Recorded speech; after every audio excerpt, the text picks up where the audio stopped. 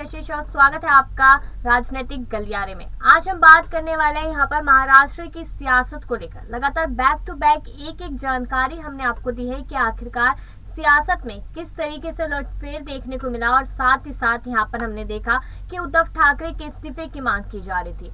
लेकिन आज यहाँ पर जो हम आपको बताने वाले हैं वो काफी ज्यादा चौंका देगा। यहाँ पर उद्धव ठाकरे और साथ ही साथ एकनाथ शिंदे का मैटर चल रहा था कि उनके बीच में जो भिड़ंत थी वो साफ साफ नजर आ रही थी कि किस तरीके से यहाँ पर उद्धव ठाकरे पहले तो गिड़गिड़ाते नजर आ रहे थे, लेकिन फिर कुछ 2 दिन बाद ही उनके तेवर बदलते हुए नजर आए और उसके बाद चुनौतियां देते नजर आए। लेकिन अगर एकनाथ शिंदे की बात की जाए तो यहाँ पर कहीं ना कहीं उनको लेकर कयास लगाए जा रहे थे कि शायद अब वो भाजपा का दामन थामते नजर आएंगे। लेकिन अब ये जो खबर है इसने काफी लोगों को चौंका दिया है कि अगर ऐसा होता है तो समझा जा सकता है कि उद्धव ठाकरे की सरकार पूरी तरीके से खत्म है। तो आखिरी में आप यही बताइएगा कि क्या आपको लगता है कि सच में उद्धव ठाकरे के साथ ऐसा कुछ कर सकते हैं एकनाथ शिंदे, और अगर ऐसा करते हैं तो कितना भारी नुकसान यहाँ पर शिवसेना को होगा और कितने सालों तक भुगतना पड़ सकता है। तो चलिए शुरुआत करते हैं प्रोग्राम की। बताते चले कि एकनाथ शिंदे यहाँ पर राज ठाकरे से हाथ मिला सकते हैं। ये इतनी बड़ी जानकारी यहाँ पर है कि एकनाथ शिंदे आखिरकार मनसे से क्यों जाकर मिलेंगे। क्या उन्हें लगता है कि राज ठाकरे उन्हें वो जिम्मेदारियां दे पाएंगे जो कहीं ना कहीं उन्हें मिल जाएगी, या फिर ऐसा लगता है कि अगर वो राज ठाकरे के साथ मिलकर उद्धव ठाकरे के खिलाफ खड़े होते हैं तो यहाँ पर उद्धव ठाकरे को झुकना पड़ेगा। इस तरीके के सवाल लगातार यहाँ पे खड़े हो रहे हैं। तो चलिए बताते हैं कि इसके पीछे के कारण क्या है। अब शिंदे के पास तो 2/3 यानी कि 37 से ज्यादा विधायकों का समर्थन होने के बावजूद भी वो विधानसभा से अलग पार्टी की मान्यता करने में लगे हुए। उन्होंने कहा कि पार्टी बनाऊंगा, जिसमें उन्होंने नाम कहीं ना कहीं बाला साहेब शिवसेना का लिया था। लेकिन उसके बाद यहाँ पर बारी आती है उद्धव ठाकरे की, जो वो कहते नजर आते हैं कि उद्धव ठाकरे कि बाला साहेब जी का यानी कि मेरे पिताजी का नाम कहीं भी इस्तेमाल नहीं होगा, और अगर ऐसा होता है तो कानूनी कार्यवाही की जाएगी। जिसकी वजह से यहाँ पर एकनाथ शिंदे ने वो नाम वापस ले लिया और उसके बाद अभी तक इस चीज पर कोई फैसला सामने नहीं आया है। इसके साथ साथ बताते चले कि ऐसे में एक बड़ी संभावना सामने है कि मनसे में शामिल हो सकते हैं एकनाथ शिंदे, और एकनाथ शिंदे अगर इस तरीके का कदम उठाते हैं तो महज 1 से 2 दिन, क्योंकि यहाँ पर यह भी कहा जा रहा है कि शिवसेना सिर्फ महज 1 से 2 दिन की ही मेहमान है। अगर यहाँ पर इस्तीफा दे देते हैं उद्धव ठाकरे तो उसके बाद दोबारा से शिवसेना का सियासत में आना बहुत ज्यादा मुश्किल हो जाएगा। लोग दोबारा से विश्वास नहीं कर पाएंगे ठाकरे परिवार पे। आगे बताते चले आपको कि शिंदे गुट की ओर से एक ऑफर जरूर आया। हालांकि अभी इस पर मनसे चीफ को विचार करना है, और मनसे नेता ने नाम न जाहिर करने ही शर्त पर यह भी कहा कि राजनीति में कभी कोई संभावना खत्म नहीं होती। मनसे नेता ने यह भी कहा कि दोनों पक्षों के लोगों की विचारधारा एक जैसी है, इसलिए अगर वे साथ आते हैं तो ये महाराष्ट्र की जनता के लिए अच्छा ही होगा।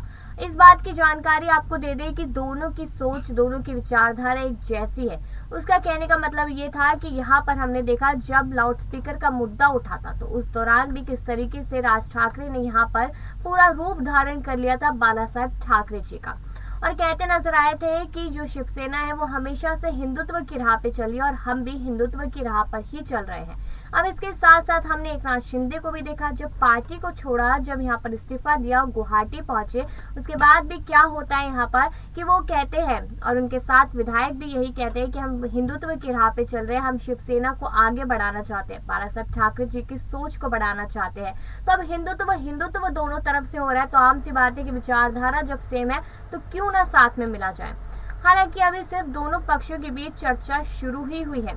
इस बीच एकनाथ शिंदे ने भी राज ठाकरे से 3 बार बात की। हालांकि मनसे नेता ने इसे राज ठाकरे की सेहत जानने के लिए किया फोन बताया है। वहीं पर बता दें कि कुछ दिन पहले राज ठाकरे की हिप रिप्लेसमेंट सर्जरी भी हुई थी, लेकिन उसके बावजूद भी यहाँ पर किसी और ने फोन नहीं किया। यहाँ पर एकनाथ शिंदे ने फोन किया, जिसको देखकर ये सोचा गया कि शायद एकनाथ शिंदे यहाँ पर पूरी तरीके से तैयार है राज ठाकरे से मिलने के लिए।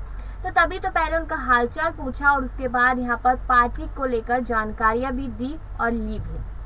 इसके साथ साथ बताते चले कि मनसे का भले ही विधानसभा में 1 विधायक है, लेकिन पार्टी लगभग पूरे महाराष्ट्र में स्थापित है। ऐसे में किसी अन्य दल के साथ विलय की जगह शिंदे गुट के लिए मनसे सबसे सटीक पार्टी होगी। दोनों बाला साहेब की विचारधारा से प्रभावित है और उनकी तरह ही कट्टर हिंदुत्व के मुद्दे पर आगे बढ़ने की बात कर रहे हैं।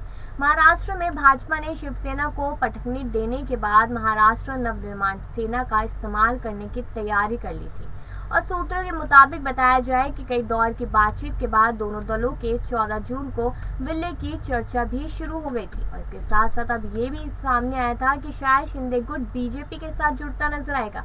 अब लोगों ने तो इतना कुछ कहना शुरू कर दिया कि अगर शिंदे यहाँ पर एमएनएस के साथ मिलते हैं तो कोई ऐसा ना हो कि यहाँ पर हिंदुत्व की वजह से, सिर्फ मैटर यहाँ पर हिंदुत्व का ही है, तो इसकी वजह से कहीं यहाँ पर बीजेपी राज ठाकरे को भी अपनी पार्टी में न जोड़ ले। अगर ऐसा करती है तो यहाँ पर भारी बहुमत के साथ पार्टी बनती नजर आ सकती है महाराष्ट्र में। ऐसी बहुत सारी बातें यहाँ पर लगातार सामने आ रही है।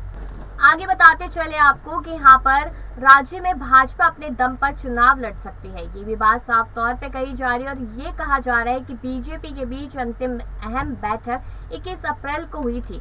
इसमें संघ के लोग भी मौजूद थे और इस बैठक में गठबंधन का बहुत सहमति भी बनाई गई थी, लेकिन सीटों के बंटवारे सहित कुछ अन्य सवाल के बाद में फैसला भी लिया गया।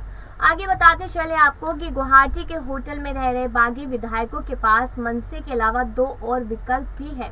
पहला, कथित तौर पर उन्हें अब तक पर्दे के पीछे से समर्थन देती आ रही भारतीय जनता पार्टी और दूसरा, शिवसेना के 39 विधायकों के साथ ही गुवाहाटी में बैठे विधायक बच्चू कडू की प्रहार पार्टी का। अब यहाँ पर बहुत सारे ऑप्शंस तो है कहीं ना कहीं, लेकिन ये देखना है कि एकनाथ शिंदे किसको चुनते हैं।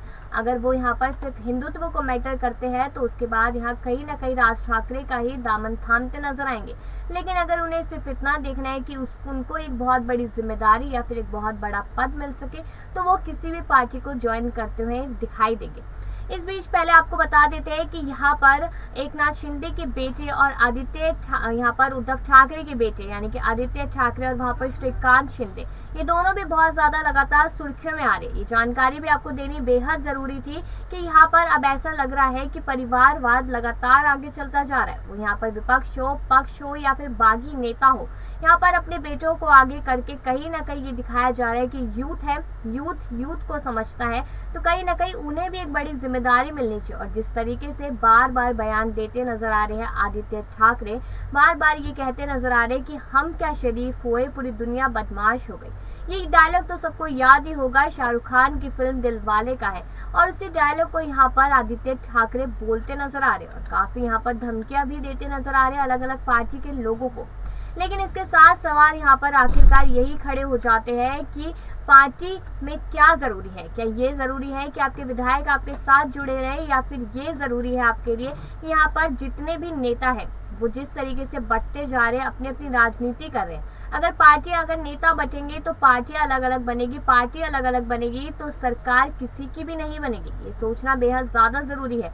अब यहाँ पर सवाल आखिरी में आपसे यही आ जाता है कि अगर यहाँ पर जो एकनाथ शिंदे है वो कहीं ना कहीं राज ठाकरे से जाकर मिलते हैं, राज ठाकरे के साथ सरकार बनाते हैं, तो क्या ये महाराष्ट्र की सरकार के लिए ठीक होगा या नहीं। और दूसरी तरफ सवाल ये भी है कि क्या यहाँ पर एकनाथ शिंदे के पास जब इतने सारे ऑप्शंस हैं तो क्या उन्हें शिवसेना में वापस चले जाना चाहिए या फिर भाजपा का दामन थाम लेना चाहिए। अपनी राय जरूर दीजिएगा इस चीज को लेकर और कमेंट सेक्शन में जरूर बताइएगा। और बाकी खबरों के लिए देखते रहिए राजनीतिक गलियारा। मिलते हैं फिर इसी समय पर। नमस्कार।